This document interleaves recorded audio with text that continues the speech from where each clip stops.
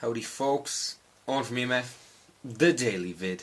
So we had a question about training for fat loss and kind of what's the best training to do to burn fat, to melt the midsection and to tone up and look fit and in shape, okay? So we first have to address, is training a good way to burn fat?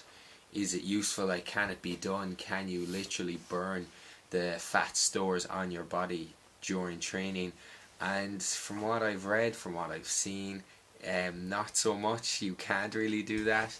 When you train, you burn the fuel that's available, which will be what you consume that day or maybe the day before, in the form of glycogen in the muscles usually. And I think you can tip in away into some of the fatty acids maybe in your bloodstream and potentially from other areas around your body, but like you're talking minimal amounts.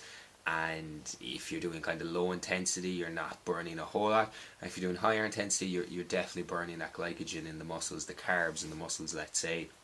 Because if you look at let's say a lot, your daily basic metabolic rate of calories, so let's say just the amount of calories that you will maintain your weight on, let's say it's 2000 for instance, right?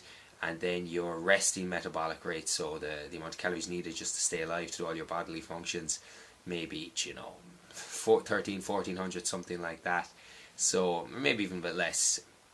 The amount of calories needed to just do all the daily functions of your body, keep you alive, is quite a lot. And then let's say the next biggest determinant of calories you burn is probably through your non-exercise activity. Then after that you have like thermic effect of food, and in around there you have kind of training calories burned. So the amount of calories that you burn throughout the day, training makes up only a small portion of it. So trying to maximize that area of the calorie burn doesn't seem the most efficient way. You're like, right, how do I get my resting metabolic rate up? How do I increase my non-exercise activity? How do I increase my thermic effect of food? So those are all areas you should be addressing before, alright, I'm going to go in and burn 1,000 calories training. The effort required to do that, the amount of energy needed almost to recover from that, could wipe out those 1,000 calories pretty quickly. You could overconsume as you're in recovery mode afterwards, and you could basically sit in your arse for the rest of the day or the next day because you're so tired or you're so stiff. So if I was to recommend some form of training for fat loss, it would be weight training, resistance training, let's say. It helps you build muscle, okay, which when losing body fat you really want to retain your muscle, maintain it, because that's the stuff that looks good on you.